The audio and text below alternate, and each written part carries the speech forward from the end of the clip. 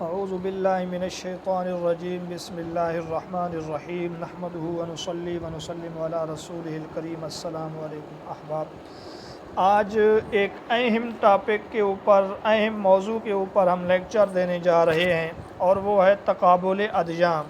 یہ انتہائی اہم اور انتہائی مشکل ٹاپک ہے، کیونکہ یہاں ایک ایک لفظ، ایک ایک بول کو سوچ سوچ کے بولنا پڑتا ہے، کیونکہ اگر خدا نخواستہ کسی اللہ کے نبی کی طرف غلط نسبت ہو گئی تو انسان کا بہت بڑا خسارہ اور نقصان ہو گیا۔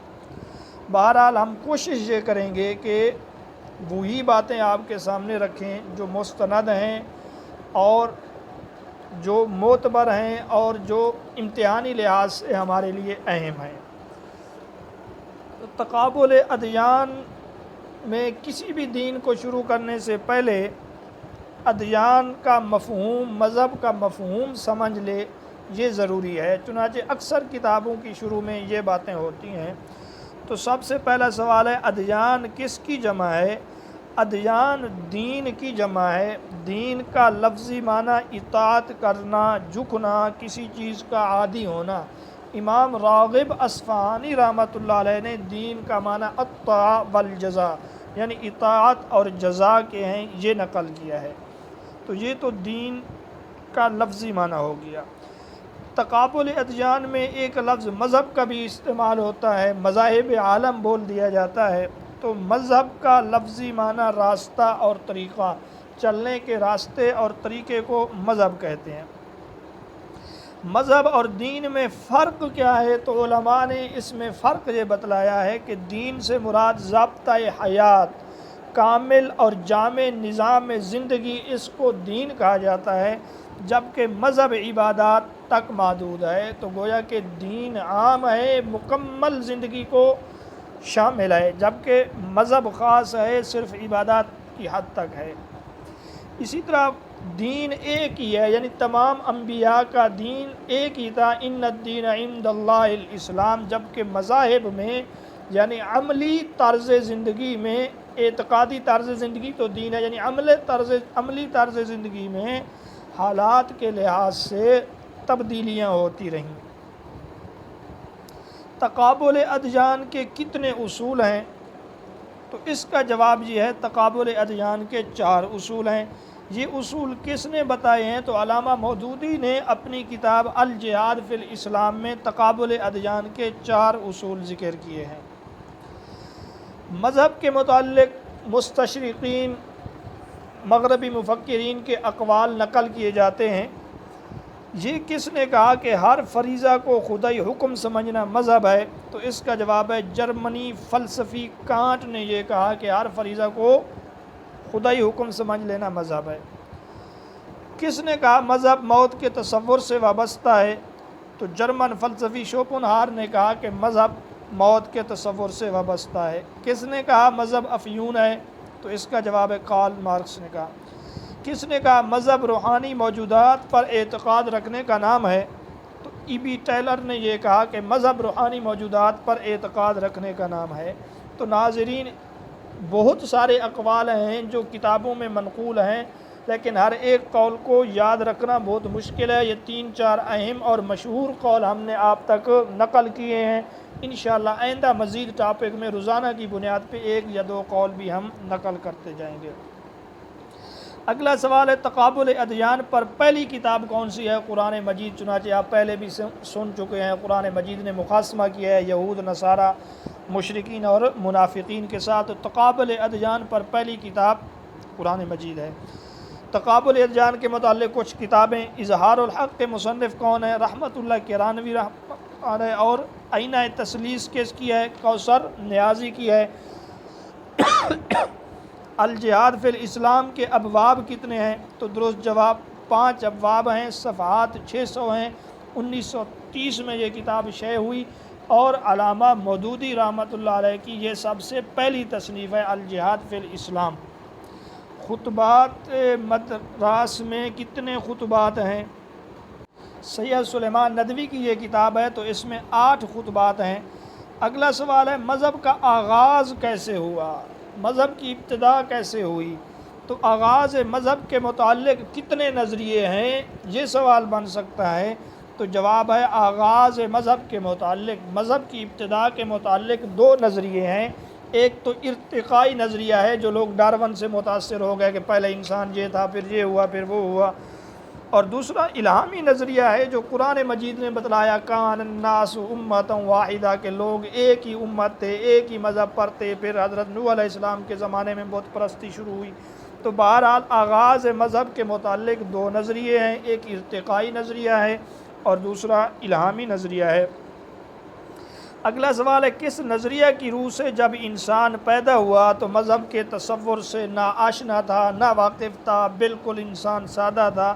تو یہ ارتقائی نظریہ کے لوگ وہ کہتے ہیں انسان جب ابتدا میں پیدا ہوا مذہب کے تصور سے بالکل نا آشنا تھا۔ اگلا سوال ہے کون سے مغربی مفکرین نے مذہب کا ارتقائی نظریہ پیش کیا، یا اس نظریہ کے قائلین ہیں یا اس نظریہ سے متاثر ہیں؟ تو ان میں سے چند ایک کے نام فریزر ہے، ای بی ٹیلر ہے، جان بیناس ہے، میکس مولر وغیرہ، یہ تمام جو ہیں ارتقائی نظریہ سے متاثر ہیں۔ اگلا سوال ہے ارتقائی نظریہ کے قائلین جو مذہب کے ارتقاء کے قائل ہیں، آہستہ آہستہ مذہب میں تبدیلیاں ہوتی رہیں، ان کے نزدیک ارتقائی مراحل کے کل 6 مراحل ہیں، ارتقائی 6 مراحل ہیں۔ اگلا سوال ہے ارتقائی نظریہ کے قائلین کے نزدیک مذہب کی ابتدا مظاہر پرستی سے ہوئی، یعنی ظاہری چیزوں کی پوجا پاٹ شروع ہوئی۔ اس سے پہلے کے دور کو کیا کہتے ہیں؟ جس دور میں انسان بالکل مذہب کے تصور سے نا آشنا تھا، اس دور کو کیا کہتے ہیں؟ تو جواب یہ ہے اس دور کو پری اینیمزم کہتے ہیں۔ تو یہاں سوال دوسرے انداز سے بھی بن سکتا ہے کہ پری اینیمزم سے کیا مراد ہے؟ حیوان پرستی، مظاہر پرستی، توحید، آباء و اجداد کے مذہب کے اوپر چلنا، یا پھر مذاہب سے بالکل نا آشنا ہونا؟ مختلف آپشن دے کر سوال پوچھا جا سکتا ہے۔ تو پری اینیزم کا مطلب یہ ہے کہ مذاہب سے بالکل نا آشنا ہونا۔ اگلا سوال ہے مظاہر پرستی مذہبی ارتقاء کا دوسرا دور ہے۔ جو ارتقاء کے قائل ہیں وہ مظاہر پرستی کو دوسرا دور کہتے ہیں، کیونکہ پہلے دور میں تو انسان مذہب کے تصور سے نا آشنا تھا، اس کو اینیمزم کہتے ہیں۔ پہلا پری اینیمزم تھا، یہ اینیمزم ہے۔ سوال یہ ہے سب سے پہلے کس کی پرستش کی گئی؟ تو وہ کہتے ہیں سب سے پہلے زمین کی پرستش کی گئی۔ مظاہر پرستی میں سب سے پہلے زمین کی پرستش کی گئی، کیونکہ انہوں نے کہا اس زمین نے ہمارا بوجھ اپنے اوپر برداشت کیا ہوا ہے، ہمیں اس نے اٹھایا ہوا ہے، تو یہ تو پرستش کے لائق اور قابل ہے، یہ تو بہت عزت والی چیز ہے۔ چنانچہ انہوں نے سب سے پہلے زمین کی پرستش کی، اور دھرتی ماتا کا تصور پیش ہوا اس دور میں، یعنی کہ یہ ہماری ماں کی مانند ہے، جس طرح ماں بچے کو گود میں اٹھاتی ہے، اسی طرح مذہب زمین نے بھی ہمیں اٹھایا ہوا ہے۔ تو اس دور میں عورت کو مرد پر فوقیت حاصل تھی، کیونکہ زمین کو انہوں نے ماں کی طرح تصور کر لیا تھا۔ اگلا سوال ہے مظاہر پرستی میں زمین کے بعد کن چیزوں کی پرستش شروع ہوئی؟ ہم مختصر ان کی تفصیل آپ کو بتلائیں گے کہ اس کے بعد سورج اور چاند کی پرستش شروع ہوئی۔ یہ دھرتی ماتا کے مقابلے میں آسمانی باب کا تصور تھا۔ سورج دیوتا کے مختلف ملکوں میں مختلف نام تھے، چنانچہ مصر میں اس کو ہورس کہتے تھے، بابل میں اس کو شمس کہتے تھے، اشوریوں کا جو اشور دیوتا تھا اس سے مراد بھی یہی سورج ہے، اور ہندوستان میں جو سوریہ دیوتا ہے اس سے مراد یہی سورج ہے، اور ایرانیوں میں ہور یا خور اس سے مراد بھی یہی سورج ہے۔ تو یہ سورج دیوتا یعنی مظاہر پرستی میں زمین کے بعد سورج اور چاند کی پرستش کی گئی۔ اگلا سوال ہے ستارہ پرستی کو کس نے جنم دیا؟ تو جواب ہے ستارہ پرستی سے پھر سورج پرستی سے پھر ستارہ پرستی کی طرف لوگ چلے گئے۔ مظاہر پرستی میں سب سے اہم ستارہ کون سا سمجھا جاتا ہے؟ تو اس کا جواب ہے قطب۔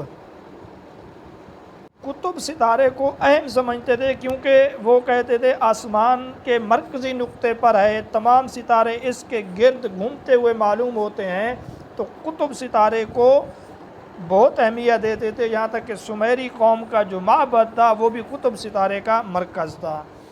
اسی طرح پہاڑوں کی پرستش بھی کی گئی، جیسے ہندو کا مقدس پہاڑ کیلاش برپد ہے، یا یہودیوں میں کوہ سیہون مقدس ہے۔ درختوں کی پوجا کی گئی، جیسے ہندو میں سوم ہے، ایران کا سوم رس ہے یا ہوسم ہے، اور اہل بابل کا ایک بہشتی درخت ہے۔ یہ تمام مظاہر پرستی میں ان چیزوں کی پوجا کی گئی۔ آگ کی پرستش تو بالکل واضح ہے، ہندو کے اندر اگنی دیوتا ہے۔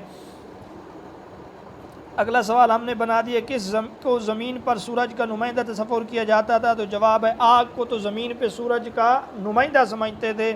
پارسی تو آگ پرست قدیم زمانے سے آپ کو معلوم ہے۔ آریہ لوگوں کا سب سے بڑا دیوتا جو تھا وہ اگنی دیوتا ہے۔ اسی طرح مظاہر پرستی میں جنسی اعضاء تک کی عبادت اور پوجا کی گئی۔ تو یہ مذہب کے ارتقائی نظریے میں دوسرا مرحلہ تھا۔ پہلا پری انیمزم، جب انسان بالکل مذہب تصور سے ناآشنا تھا، اور دوسرا ہے انیمزم یعنی مظاہر پرستی۔ اب ہم آپ کو مذہب کے ارتقائی نظریہ میں تیسرا نظریہ کون سا ہے، چوتھا کون سا ہے، ان کے بارے میں بتلاتے ہیں۔ چنانچہ تیسرا دور ٹوٹم ازم کا ہے، یعنی حیوان پرستی کا۔ تو سوال یہ ہے جانوروں کی عبادت کیوں کرتے تھے؟ تو جانوروں کی عبادت وہ دو وجہ سے کرتے تھے۔ ایک تو وہ خطرناک جانور جو تھے ان سے ڈر کے عبادت کرتے تھے کہ ان کی عبادت اور پوجا کریں گے تو یہ ہمیں نقصان نہیں پہنچائیں گے۔ اسی طرح جو فائدہ مند جانور تھے یہ ہمیں فائدہ دے رہے ہیں، لہذا ان کی عبادت اور پوجا کی جانی چاہیے، جس طرح انڈیا میں ہندوستان میں گائے کی پوجا کرتے ہیں کہ یہ ہمیں یہ چیزیں فراہم کرتی ہے۔ اگلا سوال ارتقائی نظریہ میں چوتھا نظریہ کون سا ہے؟ تو اکابر پرستی یا اجداد پرستی کا نظریہ، یعنی جو ان کے خاندان کے فوت شدہ لوگ تھے تو ان کا عقیدہ تھا کہ یہ ہمیں نفع پہنچا سکتے ہیں، نقصان بھی پہنچا سکتے ہیں، لہذا ان کی عبادت کر کے ان سے نفع حاصل کرو اور ان کے نقصان سے اپنے آپ کو بچاؤ۔ پانچواں دور یعنی فرضی دیوتاؤں کی پرستش، یہ کون سا دور ہے؟ یعنی کئی فرضی نظر نہ آنے والے خود ساختہ دیوتاؤں کی، غیر مرئی دیوتاؤں کی، فرضی خداؤں کی عبادت، یہ ارتقائی نظریے کا پانچواں دور ہے۔ اگلا سوال یہ ارتقائی نظریے کا آخری اور چھٹا دور کون سا ہے؟ توحید الہی، یعنی ارتقائی نظریہ کے ماننے والوں کے مطابق انسان نے اتنے مراحل طے کیے تب وہ توحید تک پہنچا ہے۔ بہرحال یہ پوچھا جا سکتا ہے کہ آغاز مذاہب کے بارے میں کتنے نظریے ہیں؟ تو جواب ہوگا دو نظریے ہیں، ارتقائی نظریہ اور الہامی نظریہ۔ ارتقائی نظریے میں سب سے پہلا کون سا ہے؟ پری انیزم، یعنی مذہب کے تصور سے بالکل ناآشنا، پھر انیمزم مظاہر پرستی، پھر ٹوٹم ازم یعنی جانوروں کی عبادت، پھر اس کے بعد ہے اجداد پرستی یعنی اکابر پرستی، اور اس کے بعد ہے فرضی دیوتاؤں کی عبادت، اور چھٹے نمبر پر ہے توحید الہی۔ اگلا سوال حیوان پرستی کہاں پر زیادہ تھی؟ تو حیوان پرستی ان ملکوں میں زیادہ تھی، مصر، ہندوستان، جاپان، امریکہ اور افریقہ میں۔ اگلا سوال کہاں کی عورتیں ریچھ کے بچوں کو دودھ پلاتی تھیں؟ تو جاپان میں اینو قوم کے لوگ ریچھ کے بچوں کو دودھ پلایا کرتی تھیں۔ یہ بھی مظاہر پرستی کے ٹوٹم ازم کا ایک نمونہ اور ٹوٹم ازم کے لیے ایک مثال ہے۔ ہمارا آج کا اگلا سوال ہے ابتدائے مذہب کے بارے میں یا ابتدائے مذہب کے متعلق دوسرا نظریہ کون سا ہے؟ تو اس کا جواب ہے الہامی نظریہ۔ سوال اس نظریہ کے مطابق انسان اول اس زمین پر کون تھے اور کس مذہب پر تھے؟ تو اس کا جواب ہے انسان اول حضرت آدم علیہ السلام تھے، اور مذہب اول جو تھا وہ توحید تھا۔ آدم علیہ السلام توحید خالص کے اوپر تھے، انسانیت کو صراط مستقیم پر وہ اس دور میں چلنے والے لوگ تھے، یہاں تک کہ بعد میں لوگ آتے گئے پھر بت پرستی شروع ہوئی۔ بہرحال الہامی نظریے کے مطابق توحید پرستی سب سے پہلا نظریہ تھا، اور انسان اول حضرت آدم علیہ السلام بھی موحد تھے۔ تو یہ مذہب کے متعلق ابتدائی باتیں تھیں۔ اب انشاءاللہ اس کے بعد ہم ہندو مت کو شروع کرنے والے ہیں۔